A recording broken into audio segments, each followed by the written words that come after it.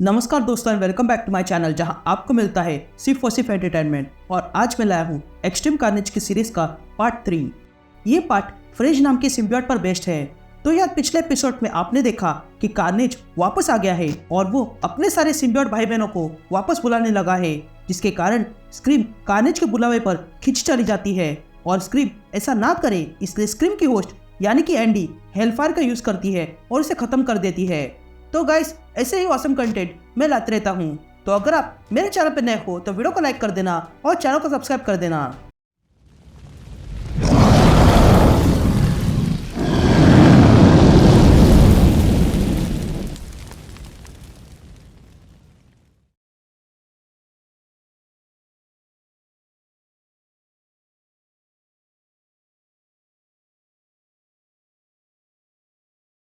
All right gang, तो issue की शुरुआत होती है और हम जंगल में एक हंटर को देखते हैं जो किसी का शिकार करने बैठा था और उसके साथ उसका कुत्ता भी था।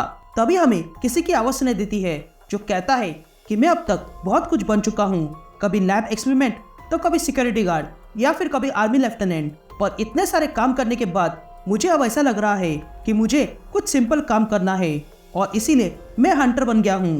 तभी वो हंटर एक डियर को मार गिराता है और उसका कुत्ता उस हिरन के मरते ही उसे खाने लगता है और फिर वो हंटर उस हिरन को लेकर घर चला जाता है।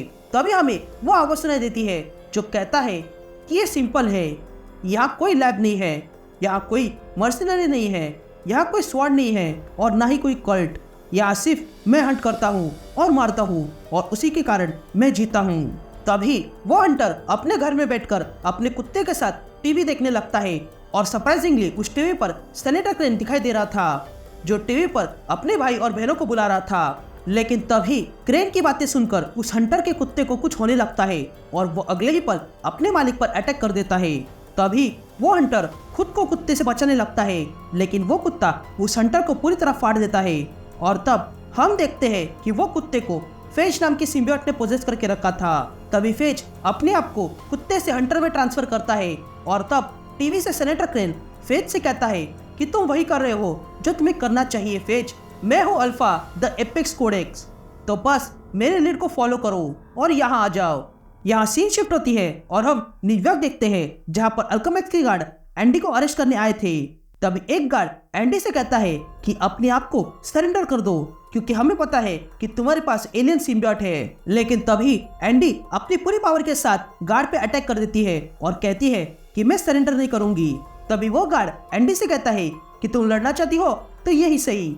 ये कहते ही वो गार्ड एंडी पर अटैक करता है।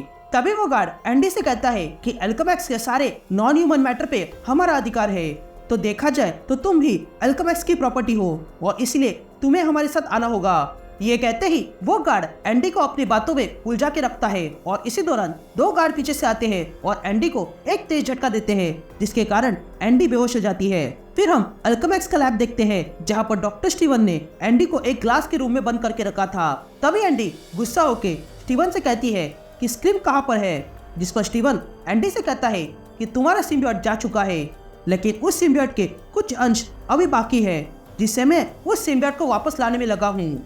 यहाँ दूसरी तरफ मैनहट्टन में फ्लैश थॉम्पसन चल रहा था। तभी एक चोर एक आदमी का फोन लेकर भागने लगता है, लेकिन जैसे ही वो फ्लैश के पास जाता है वैसे ही एंटी वेनम उस चोर को नीचे गिरा देता है जिसके कारण उसका फोन फ्लैश के हाथ में आ जाता है। तभी फ्लैश देखता है कि उस मोबाइल पर सेनेटर क्रेन बात कर रहा था जो कहता है कि आज हमारे हाथ एक लड़की लगी है जिसके पास एलियन था। यह सुनते ही फ्लैश समझ जाता है कि वो लड़की कोई और नहीं एंडी है और वो तुरंत उसे बचाने के लिए अल्केमिस्ट निकलता है। यहाँ हम देखते हैं कि अल्केमिस्ट में वो हंटर आ चुका है जिसे अब फेज ने पोजेस किया था और तब वो हंटर अल्केमिस्ट के गार्ड से कहता है कि मैं हूँ बक कैशमैन और मैं सेनेटर क्रेन का प्राइवेट डिटेल हूँ और सेनेटर क्रेन को एंडी के बारे में जानना है क्योंकि उसे ट्रीटमेंट की जरूरत है, तो बेहतर होगा कि मेरे रास्ते से हट जाओ। तभी वो हंटर एक आदमी को पकड़कर अंदर लाता है जहाँ पर एंडी है। तभी एंडी स्क्रीम से पूछने लगती है कि तुम कहाँ चली गई, लेकिन तभी वो हंटर उस आदमी को लेकर एंडी के सामने मार डालता है और एंडी से कहता है कि तुम गद्दार हो, जिस पर एंडी उस हंटर से कहती है कि मैं तुम्हें जानती तक नहीं हूँ, तो फिर तुम मुझे ऐसा कैसे कह सकते हो। ये कहते ही एंडी अपनी हेल्फायर निकालती है। ये देखकर वो हंटर एंडी से कहता है कि स्क्रीम को जलाकर तुमने अच्छा नहीं किया। ये कहते ही फेज बाहर आता है और एंडी से कहता है कि फेज ये धोखेबाजी बिल्कुल नहीं देख सकता है। तभी हम देखते हैं कि कार्नेज ने फेज को पोजेस करके रखा था। तभी एंडी फेज से कहती है कि तुम कार्नेज के वश में हो, लेकिन तभी फेज एंडी से कहता है नहीं, कार्नेज ने मुझे बचाया है। तुम्हारे अटैक के कारण स्क्रीम हमसे नहीं जुड़ पाई क्योंकि तुमने स्क्रीम को जला दिया, लेकिन उसका बदला मैं तुमसे लूंगा, वो भी धीरे और दर्दनाक तरीके से।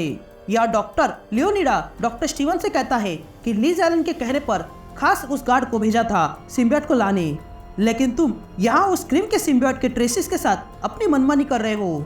जिस पर डॉक्टर स्टीवन कहता है कि यहाँ मैं अकेला ऐसा डॉक्टर हूँ जो सिम्बियोट को जानता हूँ। जिस पर डॉक्टर लियोनिडा पूछता है कि वो स्क्रीम का क्या हुआ, लेकिन इससे पहले कि डॉक्टर स्टीवन कुछ कह सके उससे पहले ही फेज के कारण अलार्म बजने लगता है और तब हम देखते हैं कि स्क्रीम सिम्बियोट थोड़ा सा जिंदा है। लेकिन तभी कांच तोड़कर एंटी वेनम अंदर आ जाता है और डॉक्टर स्टीवन से पूछता है कि एंडी कहाँ पर है। ये कहते ही एंटी वेनम वापस अंदर जाता है और तब डॉक्टर स्टीवन को फ्लैश दिखाई देता है। तभी फ्लैश को देखकर डॉक्टर स्टीवन हैरान रह जाता है क्योंकि फ्लैश मर चुका था और वो अब जिंदा है। तभी फ्लैश डॉक्टर स्टीवन से पूछता है कि एंडी कहाँ है, वो बताओ। मैं जानता हूँ कि तुम उसे चोट नहीं पहुंचाओगे, पर अल्केमिस्ट का कोई भरोसा नहीं है, तो बताओ वो कहाँ पर है। जिस पर डॉक्टर स्टीवन फ्लैश से कहता है कि जो आवाज तुम्हें आ रही है उसे फॉलो करो और तुम एंडी तक पहुंच जाओगे। यह फेज जिसे कार्नेज ने पोजेस किया है वो एंडी पर अटैक करता है। तभी एंडी फेज और कार्नेज से कहती है कि तुम्हें क्या लगा मैं उसे जाने देती।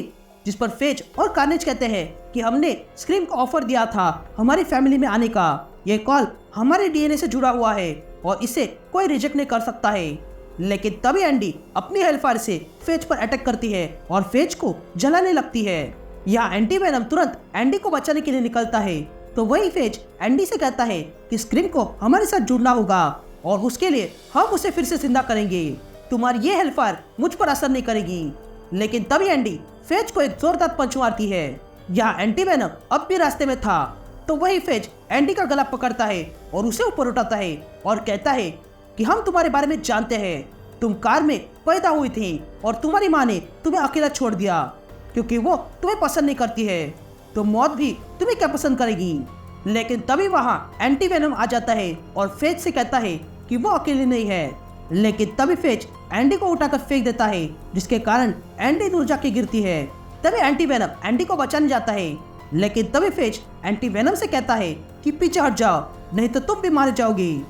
लेकिन फिर भी एंटी वेनम आगे बढ़ता है, इसलिए फेज एंटी वेनम पे अटैक करके उसे नीचे गिराता है और फिर अपना हाथ एंटी के पेट में घुसा देता है और इसी के साथ ये इशू यही कंटिन्यू हो जाता है।